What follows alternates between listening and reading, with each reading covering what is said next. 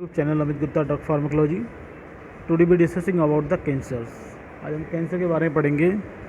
Cancer क्या है, what is the cancer, pathophysiology of cancers, etiology of cancers. ठीक है, तो कैंसर क्या है आप सभी जानते हैं। Abnormal growth of the body cells के बॉडी सेल्स का एबनॉर्मल ग्रोथ होने लगता है, उस कंडीशन क्या बोलते हैं, कैंसर बोलते हैं। यानी cancer is a disease that result from a abnormal growth and differentiations of the cell and tissue.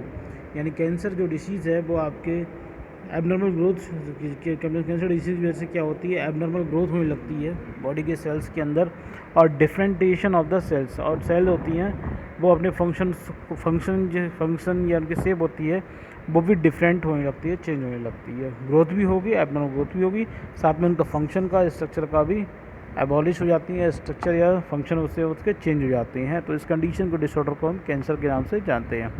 The most site of the cancer are develop. यहाँ कहाँ कैंसर डेवलप, मोस्टली जो कैंसर आजकल हो रहा है वो प्रोस्टेट कैंसर जो है मेल में ज़्यादा होता है, ब्रेस्ट कैंसर यानी कि जो वुमेंस में ज़्यादा इंसिडेंस देखी जा रही है, लंग कैंसर देखा जा रहा है, एंड कोलन कैंसर। इसके अलावा एक कैंसर और है वुमेंस में जो आ रहा है वो आपका सर्वाइकल यानी कि वो आपका यूट्रस कैंसर भी नोटेड किया जा रहा है। तो also the cancer can arise at any age, किसी भी एज से अराइज होता है, but incidence of the cancer increase proportionally with the increasing age. जैसे जैसे उम्र बढ़ती है वैसे वैसे कैंसर होने के चांसेस बढ़ जाते हैं।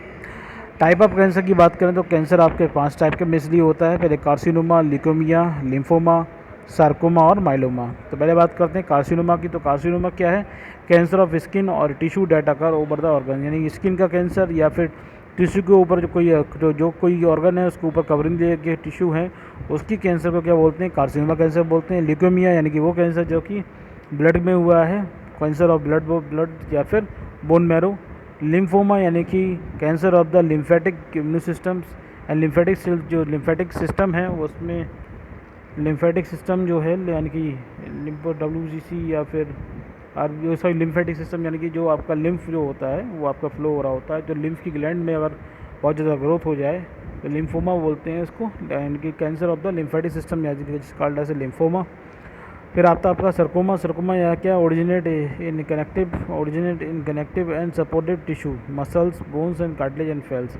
ये मतलब कनेक्टिव टिश्यू में ओरिजिनेट होता है मेनली। आपका जो टिश्यू मसल्स हैं, आपके जितनी सपोर्टिव मसल्स हैं, टिश्यू हैं, बोन्स हैं, कार्टिलेज हैं, फैट्स हैं, तो वहाँ पर जो कैंसर की चांस होती है वो सर्कोमा बोलते हैं। उसके अलावा माइलोमा है, तो cancer of plasma cells, plasma cell help you fight infection by making antibody. इसके अलावा जो लास्ट बचता है वो माइलोमा है, वो आपका क्या होता है, कैंसर ऑफ प्लाज्मा सेल्स है। वो प्लाज्मा सेल जो कि इन्फेक्शन के अगेंस्ट में काम करती है, यानी वो एंटीबॉडी का फॉर्मेशन करती है। तो उसमें उन सेलों में अगर एबनॉर्मल ग्रोथ हो रही है तो उस कंडीशन को हम माइलोमा बोलेंगे। अब बात करें सिम्टम्स की। सिम्टम में आपका लम्स यानी कि कोई आपका लम्स का मतलब क्या होता है, कुछ मतलब साइज ओवर ग्रोथ हो जाती है कहीं पर, तो ये हमको देखने मिलती है। लेकिन हर टाइप की ओवर ग्रोथ या जो गांठ होती है वो आपकी कैंसर नहीं होती है, लेकिन lumps is the main symptom. Lumps हो तो हो सकता है वो कैंसर हो।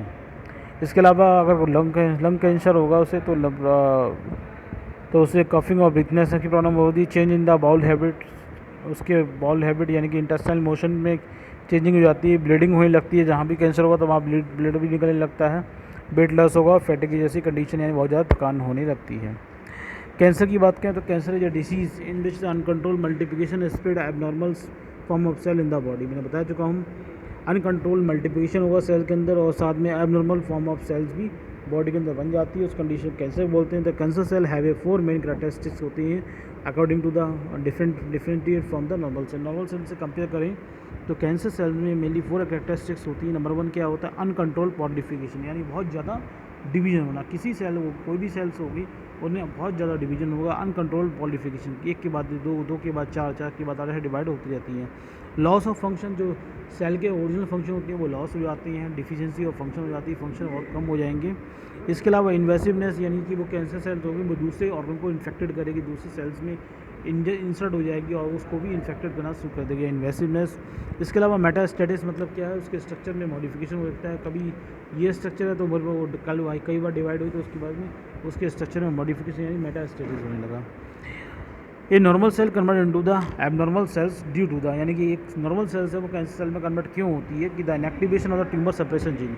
या तो जो ट्यूमर सप्रेशन जीन है वो आपका सप्रेस हो जाए, उसके सप्रेस होने की वजह से due to the alteration of P53 by mutation और बाइंडिंग टू ए बैरल और अल्टर द होस्ट प्रोटीन्स। अब क्या होता है, inactivation of the tumour suppressor genes. Tumour suppressor gene का इनएक्टिवेशन क्यों हो जाता है, या तो PY क्योंकि अल्ट्रेशन होता है आपके P53 जो आपकी माइक्रो प्रोटीन होती है उसमें अल्ट्रेशन हो गया, वो अल्ट्रेशन बाई म्यूटेशन से भी हो सकता है, या फिर बाइंडिंग टू बैरल कोई बैरल इन्फेक्शन हो गया उसकी वजह से हो सकता है, या अल्टर द होस्ट प्रोटीन के अंदर जो होस्ट प्रोटीन्स का सीक्वेंस है वो चेंज हो जाए उसकी वजह से भी हो सकता है। तो यानी क्या होता है, मेन फैक्टर क्या है, ट्यूमर सप्रेसर जीन का इनएक्टिवेशन होती है। ट्यूमर सप्रेसर जीन का काम क्या होता है कि सेल का जो डिवीजन हो रहा है उसको रोकना। अगर सेल एक लिमिट अमाउंट तक डिवीजन कर चुकी है तो सेल वहाँ पर ट्यूमर सप्रेसर जीन की वजह से क्या होता है, सेल डिवाइड होना बंद हो जाती है। अगर ट्यूमर सप्रेसर जीन इनएक्टिवेट हो जाएगा तो कंटिन्यू सेल डिवाइड करती रहेगी, वो रुकेगी नहीं। जो स्टेम सेल होती है कंटिन्यू डिवाइड होती रहेगी। इसके अलावा the activation of continue gene G1 phase not to reach to the 0 phase, यानी G1 फेज कंटिन्यू आपका G1 फेज एक्टिवेट है, G0 फेज में नहीं पहुंच रही है तो वो भी क्या है, उसमें तो कंटिन्यू डिवीजन होता रहेगा और वो आपकी ट्यूमर में चेंज हो जाता है। जैसे मैं आपको दिखाऊं, नॉर्मली सेल डिवीजन होता है उसमें हमारी 4 फेज़ होती हैं, G1 phase, S phase, G2 phase, M phase. G1 phase में क्या होता है, न्यूक्लिक एसिड की सिंथेसिस होती है। S फेज़ में क्या होता है, DNA का सिंथेसिस होने लगती है। और G2 फेज़ में क्या होता है, पॉलीसिंथेटिक इंटरवल होता है, यानी इसमें जितने भी मटेरियल होते हैं वो डबल हो जाते हैं। M फेज़ में आपका माइटोसिस होता है जिसमें G1 sales are produce, 2 G1 sales बनेंगी, 2 G1 सेल्स बनेंगी विच इज आइदर री इंटर द नेक्स्ट साइकिल और पास into the non proliferative phase. या तो वो आपके G0 फेज में पहुंच जाएंगी या नॉन प्रोलिफरेटिव फेज में पहुंच जाएंगी, या तो क्या करेंगे वो दोबारा G1 फेज में पहुंचती हैं। G1 फेज में दोबारा पहुंचेंगी तो दोबारा कंटिन्यू डिवीजन चलता रहेगा, यानी एक के बाद 2, 2 से 4, जो 4 से 8 ये चलता रहेगा। अगर वो फिर आपका 0 फेज में पहुंच जाएंगे, नॉन प्रोलिफरेटिव फेज में पहुंचेंगी तो उनका डिवीजन नहीं होता है। ठीक है। अब कैंसर में क्या होता है कि जो सेल जो G1 फेज से G0 फेज में नहीं आकर वो G1 से सीधे दोबारा स्टार्ट होने लगती है, G1 फेज होती है दोबारा री एंटर कर जाती है, G0 फेज में ना एंटर करके दोबारा उसके अंदर मल्टीप्लिकेशन होता रहता है, ये फेज चलती रहती है। तब ये फेज चलती रही तो कैंसर होने लगेगा। लेकिन नॉर्मली क्या होता है, G0 फेज में आते ही जब ज़रूरत पड़ती है तो वो अगेन जाके डिवीजन होता है। तो ये रेड वाला साइन है, ये इंडिकेट करता है कैंसर के लिए जिसमें कंटिन्यू डिवीजन हो रहा है। ठीक है। और non proliferating cells infection of the cell colonic and maybe a quite in variable periods but in recurrent on the cycle if the stimulated later। यानी कि ये जो नॉन प्रोलिफरेटिव सेल्स है वैसे तो ये इसमें डिवीजन नहीं हो रहा है, लेकिन जब कोई स्टिमुलेशन रिस्पांस मिलता है तो ये दोबारा जाके G1 फेज में कन्वर्ट होकर एक्टिवेट हो जाती है, इनका डिवीजन होने लगता है। लेकिन कैंसर कंडीशन में क्या हो रहा है, G0 फेज में नहीं पहुंचती है, कंटिन्यू डिवीजन होता रहेगा। कैंसर की ईटियोलॉजी क्या है, क्या क्या कैंसर कारण हो सकते हैं, जो आपको मैंने बताया 3 कारण बताए थे आपको। या तो उसके अंदर जो ट्यूमर नेक्रोसिस फैक्टर है, ट्यूमर सप्रेसिव फैक्टर, जो ट्यूमर सप्रेशन जीन्स है वो आपका इनएक्टिवेट क्यों हो जाता है, उसके कारण ये हो सकता है, जितने भी कारण है ये सब उसी को करते हैं। या तो आपका क्रोनिक इन्फ्लामेशन हो सकता है उस कंडीशन में, क्रोनिक इन्फ्लामेशन की जगह आपका क्रोनिक इन्फ्लामेशन की वजह से हो सकता है, डायबिटिक की वजह से हो सकता है, ओबेसिटी की वजह से हो सकता है, ऑक्सीडेटिव स्ट्रेस की वजह से हो सकता है, फार्मूला ड्रग्स होती हैं बहुत सी वो भी करती हैं, टॉक्सिसिटी, इन्वायरमेंट टॉक्सिन्स हो गए, स्मोकिंग हो गया, स्ट्रेस, इंसोम्निया हो गया, जेनेटिक फैक्टर्स भी होते हैं, न्यूट्रिशन डिफिशिएंसी यानी कि चाहे वो आपका माइक्रोन्यूट्रिएंट की डिफिशिएंसी हो गई हो, या विटामिन की डिफिशिएंसी हो गई, या मिनरल की डिफिशिएंसी हो गई, या अदर डिफिशिएंसी हो गई हो, पुअर डाइट यानी कि आप अच्छी डाइट नहीं ले रहे हैं, आप न्यूट्रिशन प्रॉपर नहीं ले पा रहे हैं, इम्यूनो वीक यानी कि इम्यून सिस्टम आपका वीक है, या फिर सेकेंडरी लाइफ स्टाइल यानी लाइफ स्टाइल आपकी प्राइमरी लाइफ स्टाइल होगी, सेकेंडरी लाइफ स्टाइल होगी, जिसमें सेकेंडरी लाइफ स्टाइल मतलब क्या है, वो लाइफ स्टाइल जो हमारी बॉडी के लिए यूज़फुल नहीं है, तो ये कंडीशन बन जाती है। तो उस कंडीशन, ये सभी कंडीशन क्या होते हैं, वो रिस्पॉन्सिबल होते हैं for the suppression of the tumour necrosis, tumour suppression gene के लिए, जिसके बाद में क्या होता है, अनकंट्रोल ग्रोथ होती है और कैंसर में कन्वर्ट हो जाते हैं। कैंसर की पैथोफिजियोलॉजी बात करें तो मैंने बताया था ये आपके डिफरेंट फैक्टर्स होंगे, ये डिफरेंट फैक्टर्स मैंने बताए थे आपके, एक्वायर्ड है, इम्यूनोन्यूट्रिएंट फैक्टर, कीमोलिक फैक्टर से।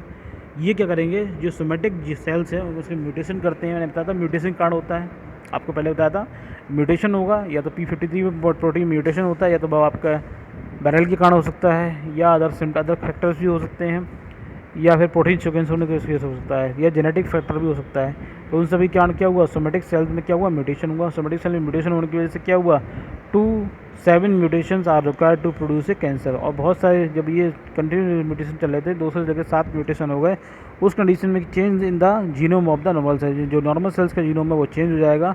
और चेंज होने से क्या होगा कि जो inactivation of cancer suppression gene या ट्यूमर सप्रेशन जीन है वो आपका इनएक्टिव हो जाएगा, और एक्टिवेशन ऑफ ग्रोथ प्रोमोटिंग ऑन्जेनेसिस ये एक्टिवेट हो जाएगा, जिसकी वजह से क्या होगा एक्सेसिव ग्रोथ होने लगती है किसी भी सेल्स की।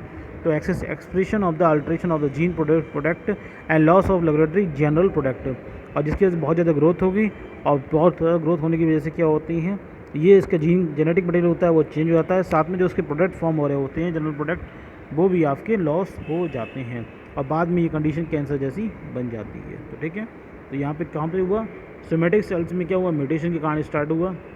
म्यूटेशन जब ज़्यादा हुआ तो उसके जीन्स में चेंजिंग हुए, जीन्स में चेंजिंग होने के बाद में क्या हुआ, दो चीज़ें हुई, या तो इनएक्टिवेशन ऑफ कैंसर सप्रेशन जिसे मैंने बताया ट्यूमर सप्रेशन जीन या कैंसर जीन बात देखी है, उनका इनएक्टिवेशन होने से, साथ में एक्टिवेशन ऑफ ग्रोथ प्रोमोटिंग ओजोनेसिस की वजह से क्या हुआ कंटिन्यू सेल के अंदर डिवीजन होता रहा, और कंटिन्यू डिवीजन होने की वजह से क्या हुआ तो उसके जीन जो होते हैं उनका एक्सप्रेशन होता है वो अल्टर्ड चेंज हो जाता है, साथ में जो प्रोडक्ट जो फॉर्म कर रहे होते हैं जनरल प्रोडक्ट ऑफ सेल्स वो भी आपके फॉर्म हो जाता है, जिससे सेल के फंक्शन चेंज हो जाते हैं, और बाद में वो बॉडी के लिए हार्मफुल हो जाते हैं और कैंसर में इसी डिसऑर्डर में चेंज हो जाते हैं। तो ये होगा पैथोफिजियोलॉजी।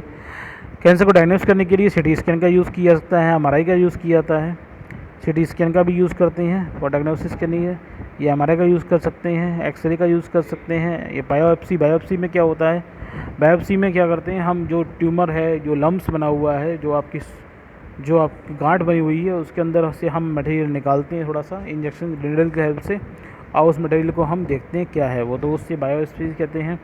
फिजिकल एग्जामिनेशंस करते हैं, यूरिन टेस्ट करेंगे, ब्लड टेस्ट करेंगे, और उसके अलावा पोस्टेड इमेजेंट पीईटी टोपोग्राफी स्कैन से भी हम डायग्नोस करते हैं कि इसको कैंसर है या नहीं। अब आते हैं मैनेजमेंट की बात करें तो सर्जरी एक मैनेजमेंट होता है। सर्जरी में क्या, the goal of surgery to remove the cancer and much of the cancer as possible, जो कैंसर वाला पार्ट है उसको हम रिमूव कर दें। एक तरीका ये होता है, कीमोथेरेपी होता है, जब कीमोथेरेपी ड्रग यूज़ किए जाते हैं जिससे कि कैंसर को ख़त्म किया जा सकता है। इसके रेडिएशन थेरेपी होती है, radiation therapy are use to high power of energy beam such as x ray to kill the cancer cells, cancer की वो किल कर देती हैं। और radiation treatment can come from a machine outside your body, तो radiation treatment can come from a machine outside your body, external beam radiations, it can be a place inside your body and brachytherapy. ठीक है, तो ये radiation जो होते हैं x ray high radiation होते हैं, उनके थ्रू क्या होता है कैंसर सेल्स को डिस्ट्रॉय किया जाता है। बोन मैरो ट्रांसप्लांट में क्या है, अगर किसी को ब्लड कैंसर है तो उसके भी एक ही तरीका होता है कि उसकी बोन मैरो को ट्रांसप्लांट किया जाता है। Bone marrow transplant is also known as stem cell transplant and your bone marrow is material inside your bones that make the blood cells. ठीक है, ब्लड कैंसर है तो उसी कंडीशन में ये बोन मैरो ट्रांसप्लांट किया जाता है। A bone marrow transplant can be use your own cells और सेल फॉर ए डोनर्स। ठीक है, and the bone marrow transplants allow your doctors to use higher dose of the chemotherapy and to treat your cancer। अगर किसी ने बहुत ज़्यादा chemotherapy करा रखी है उसके बावजूद भी अगर उसका कैंसर हील नहीं हो रहा है तो उसके बाद में लास्ट स्टेप यही बचती है कि बोन मैरो ट्रांसप्लांट किया जाए। It may also be used in to replace the disease bone marrow. ठीक है, कैंसर की बात करें और इसके बाद इम्यूनोथेरेपी की आती है। Immunotherapy also known as biological therapy use as body immuno systems to fight cancer. Immune system को हाइपर एक्टिव किया जाता है फॉर द कैंसर सेल्स से लड़ने के लिए, तो उसे हम इम्यूनोथेरेपी कहते हैं। Cancer can survive unchecked in your body because your immune system does not recognize it induces. Immunotherapy can ये help to your immune system see the cancer and attack it. तो इम्यूनोथेरेपी इम्यून मॉड्यूलेटर जो use किए जाते हैं वो क्या करते हैं कि जो आपके इम्यून सिस्टम की हेल्प, वो इम्यून सिस्टम क्या करते हैं, इम्यून मॉड्यूलेटर की वजह से क्या वो इम्यून सिस्टम इतना एक्टिव हो जाता है कि वो कैंसर को पहचान लेता है और कैंसर को अटैक करके उन्हें डिस्ट्रॉय करना शुरू कर देता है। Hormone therapy some type of the cancer are fuelled by your body. Hormones होते हैं example including a breast cancer, prostate cancer, ये कुछ हार्मोन के इम्बैलेंस की वजह से हो रहे हैं ब्रेस्ट कैंसर और प्रोस्टेट कैंसर। तो removing those hormones from the body and blocking these effect may cause a cancer to stop the growing. तो कुछ हार्मोन्स होते हैं उनका रिमूव कर देते हैं और कुछ हार्मोन के एक्शन होते हैं उनको ब्लॉक कर देते हैं, जिसकी वजह से क्या होता है ये कैंसर जैसा इफेक्ट होता है वो, या कैंसर की जो ग्रोइंग होती है वो आपकी सप्रेस हो जाती है।